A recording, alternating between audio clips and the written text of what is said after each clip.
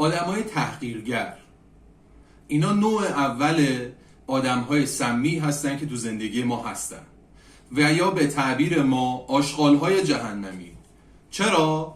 چون دور انداختنی هن از زندگی و در این حال جهنمی هن. چرا؟ چون شما رو درون جهنم خودتون قرار میدن، شما رو حال خوب ایجاد نمی کنن براتون، بلکه دارن هر لحظه حال شما رو میگیرن. آدمای تحقیرگر افرادی هن که شما هر کاری بکنی همیشه دارن به شما میگن که نه این بده یا یه حالت بهتری هم وجود داره، شما رو تحقیر میکنن همیشه. من یادم یکی از دانشجوام نمره 20 گرفته بود، رفته بود پیش دوستش گفته بود که آره من نمره 20 گرفتم. دوستش در جوابش چی گفته بود؟ گفته بود که نمره 20 که ملاک نیست، مهم اینه که آدم باشه. خب بابا طرف نمره 20 گرفته، الان جای این صحبت ها نیست. پس نشون میده که این فرد داره این آدم رو تحقیر میکنه. و یا اینکه مثلا توی جمع ها و مجموعه ها شما نگاه بکنید، بعضیا هستن که همیشه مثلا جاهای خوب رو برای خودشون میگیرن، جاهای بد رو میدن به شما. همیشه یه جورایی با حرفاشون دارن شما رو تخریب میکنن، تحقیر میکنن، شما رو میارن پایین، یه جوری میزنن تو سرتون. اینا آدماییه که تحقیرگرن و شما باید حواستون باشه که از این آدم‌ها دوری کنید. چرا؟ چون وقتی اینها شما رو تحقیر میکنن، اصلا شما نسبت به اون کار مثبتی که انجام دادی انرژی دریافت نمی‌کنی. چرا؟ چون تمام انرژی صرف این میشه که بگه که آقا این فرد درست میگه، غلط میگه، شاید حرف این درسته و اینها سمومیه که وارد زندگی شما میشه. پس باید دقت بکنین دوستان، از افرادی که دارن تحقیرتون میکنن به هر عنوانی فاصله بگیرید. این نمونه مثال هایی که در مورد تحقیر وجود داره خیلی زیاده، بی نهایته. شما خودتون بهتر از همه تشخیص میدید که کی داره شما رو تحقیر میکنه و از اینها باید دوری بکنید. در ادامه چند نوع دیگه، هلوش 7 الی 8 نوع دیگه از آدم‌های سمی رو من به شما معرفی میکنم. با ما همراه باشید.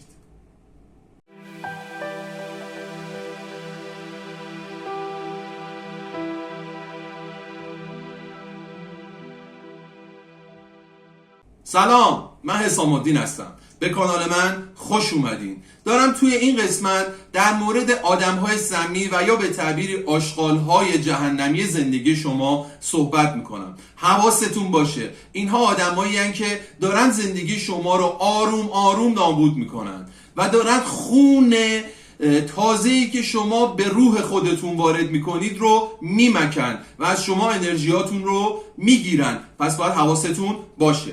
نوع دوم افرادی که خیلی سمیان و برای زندگی شما مضرن، اینا افراد کنترلگران. اینها هر لحظه دارن شما رو کنترل میکنن.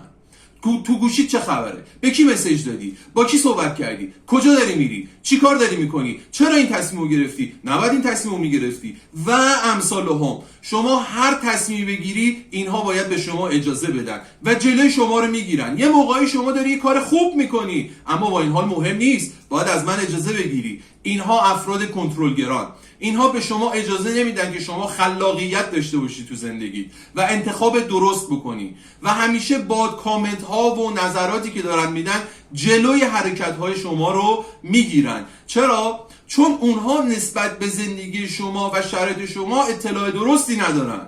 این شمایی که بهترین انتخابو میکنی و افراد کنترلگرا با دیدگاهی که خودشون نسبت به زندگیشون دارن زندگی شما رو کنترل میکنن و این ترمز بزرگی در جهت رشد شما خواهد بود.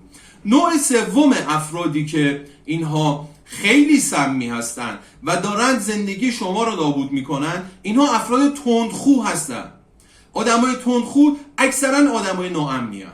دوستان شما وقتی با یکی برخورد میکنی، همینجوری داری صحبت میکنی، یه حرفی حالا مثلا خیلی ساده نظر مخالف ایشون داری، سریع براق میشه، سریع عصبانی میشه، میپره به شما. اینا افراد سمی هستن. چرا؟ چون باشون نمیشه تعامل داشت.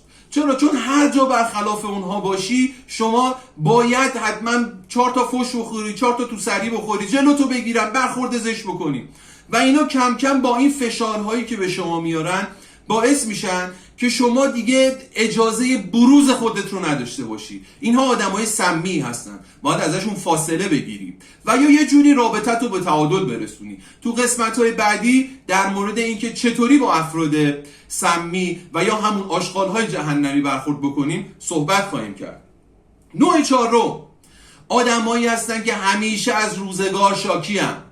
شما وقتی پیش اینا میشینی تمام بار زندگی دنیا رو سر شما میریزه.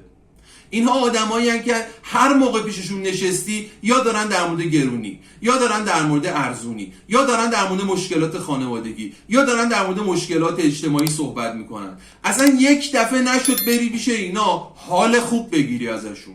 همیشه باید بری اونجا و تمام غم‌های زندگی بریزه رو سرت. اینا همیشه شاکی هستن. دوستان این چیزی که شما داری میبینی مطمئن باش اینجوری نیستش که فقط اون بیرون باشه. اینها دامن شما رو هم خواهد گرفت. یعنی اون فرد که الان پیش شما داره از دیگران و از زندگی و همه چی شکایت میکنه، مطمئن باش جای دیگه داره از شما شکایت میکنه. چرا؟ چون این خاصیت اون فرده. به خاطر همین از افرادی که همیشه شاکی هم فاصله بگیری. اینها اجازه نمیدن که شما یک روز خوب داشته باشی. یک روز بلند شی بگی عیبی نداره، با همه مشکلات امروز چه آفتابیه، چه هوای تمیزیه، اصلا حال خوبو از شما میگیرن. همیشه شاکی هم، همیشه ناراحتن، همیشه غمناکن و اینا خیلی سمی‌ان. نوع پنجم افرادی هستن که افراد چاپلوسن. اینها آدمایی هستن که بی دلیل دارن از دیگران تعریف میکنن، هندونه میدن زیر بغل همه. اینها دو تا اتفاق به وجود میارن. یک، شما رو غیر واقعی برای خودتون جلوه میدن. شما یه چیزی نیستی. مثلا میگم طرف دانشجو فوق لیسانسه، میره پیش یکی آقای دکتر وارد شد. خب این خیلی خوبه، شاید مثلا یه حال خوبی به شما بده، اما واقعیت اینه که شما با این حرفا مغزت ارضا میشه و این ارضا شدن باعث میشه که دیگه پله های بعدی رو حرکت نکنی. چرا؟ اگر حقیقی باشه خیلی خوبه. اگر شما دکتر باشی بهت بگن آقا دکتر اومد، خب خیلی خوبه. اما اینکه الکی به شما دارن هندونه میدن زیر بغلتون، این باعث میشه که شما تصویر غیر واقعی از خودت داشته باشی و مسموم بشه ذهنیتت نسبت به خودت. یه جنبه دیگه هم داره، اونم اینه که معمولا سر کارا به وجود میاد. افراد چاپلوس معمولا بی دلیل با چاپلوسیاشون موقعیت‌های مناسب رو میگیرن و اجازه رشد به دیگران نمیدن. افراد چاپلوس با چاپلوسیاشون معمولا باعث تخریب دیگران هم میشن و این سم بزرگیه. از اینا باید دوری بکنید. اینها افرادی هستند که معمولا اجازه رشد به دیگران نمیدن. چرا؟ چون با چاپلوسیاشون دارن سعی میکنن رشد بکنن و اصلا هیچ کنهی درون اون حرفاشون نیست. تصویر غیر واقعی ایجاد میکنه. اینها هم خطرناکن. بعدی افرادی که انحصار طلبن. دوستان آدمای انحصار طلب به این علت که همه چیز رو برای خودشون میخوان و همه چیز رو برای خودشون میدونن، به خاطر همین خیلی سمیان. چرا؟ چون افراد انحصار طلب نمیپذیرن که دیگران هم ممکنه. اینها موفقیت اگر وجود داشته باشه، موفقیت فقط مال منه و همین فقط مال من بودن باعث میشه که اینا سعی بکنن جلوی شما ترمز بندازن، جلوی شما سدی قرار بدن. چرا؟ چون میگه این موفقیت فقط باید من به دست بیارم. آقا شما مثلا این فرد انحصار طلب فرضاً مثلا دکترا داره، میاد میگه که جلوی شما میگه که نه دکترا به درد نمیخوره، نه یه چیز اصلا بیخودیه. چرا این کارو میکنه؟ برای اینکه این فرد انحصار طلبه، میخواد فقط خودش دکتر باشه. و یا اینکه آقا یک فردی فرضاً بگیریم آقا مثلا یه ماشین خوب خریده، یه خونه درست داره، میاد میگه که نه بابا اینا اصلا چیزایی به درد نخوریه، ولی خودش داره لذتشو میبره. این فرد انحصار طلبه، با انحصار طلبیش میخواد اجازه نده کسی دیگه اون چیزها رو داشته باشه. پس باید حواستون باشه افراد انحصار طلب افرادی هستند که معمولا سد و مانع و ترمز جلوی دیگران ایجاد میکنن. نوع بعدی افرادی که سمی هستن، اینا معمولا آدمای مظلوم نمایی هستن. آدمای مظلوم نما چی کار میکنن؟ همیشه دارن خودشونو به موش مردگی میزنن، همیشه خودشونو مظلوم نشون میدن، ولی اون پشت یه اژدها خوابیده. یعنی چی؟ یعنی قیافه یک گربه مظلوم با چشای درشت رو برای شما تصویر میکنن، اما در پشت سر یه هیولایی هستن که هر لحظه ممکنه به شما آسیب برسونن. دوستان، آدمای مظلوم نما معمولا مظلوم نمایی چهرهشونه، نقابشونه، اما در پشت با سیاست ها و روش های مختلف دارن آسیب میزنن. حواستون باشه آدمایی که الکی دارن خودشونو مظلوم نشون میدن معمولا آدمای بسیار خشن و هارشی هستن، بسیار آدمای تندی هستن. اینها خیلی بیرحم میشن توی مواقعی، چون اینها دارن حجم و بار زیادی رو تحمل میکنن به خاطر مظلوم نماییشون و هر موقع دستشون برسه حتما خیلی واکنش های عجیبی نشون میدن و شما اصلا تعجب میکنید این چقدر بیرحم بود.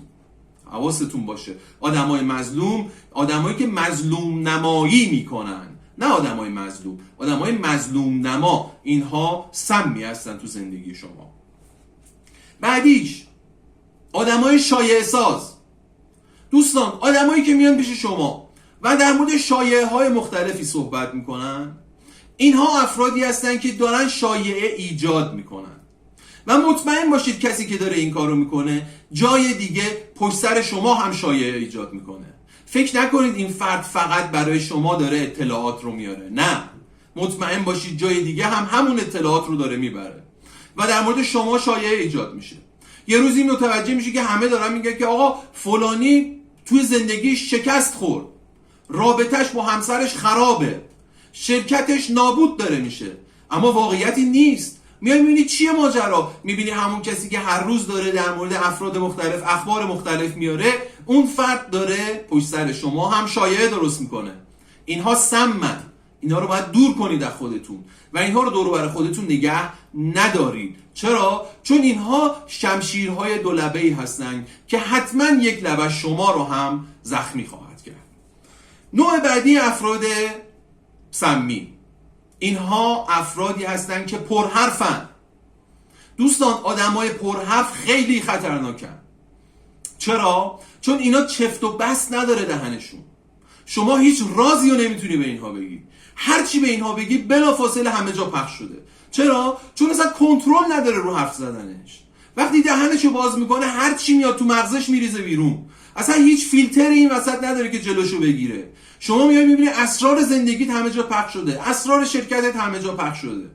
افراد پرحرف افراد سمی هستن، افرادی هستن که برای شما دردسرای بزرگی رو ایجاد میکنن. اصلا شما ممکنه یه پستی رو قراره بگیری، مثلا قراره فرضاً بشی معاون فلان پست، بعد از یه مدتی میای میبینی اصلا دیگه نشد. چرا؟ میری صحبت میکنی میبینی که آقا این رزقی خبر رسید به فلانی و فلانی اومده پشت سر شما پیش رئیس یا مدیر عامل صحبت کرده. چرا؟ چون شما با یک فرد پرحرف صحبت کردی. شما رفتی اونجا و اون فرد دهنش چفت و بست نداشت. اینا شاید اصلا نیت بدی هم نداشته باشن، اما توان کنترل حرف زدنشون رو ندارن. به خاطر همین اینها معمولا اسرار شما رو همه جا پخش میکنن. اینها آدمای سمی هستن. و در این حال در آخر افراد مغرور، اینها یکی از سمهای مهلک زندگی ما هستن. چرا؟ چون ما در کنار افراد مغرور هیچ وقت احساس خوشبختی یا پیروزی نخواهیم کرد. افراد مغرور هیچ وقت نمیان از شما معذرت خواهی بکنن با اینکه کار اشتباهی کردن.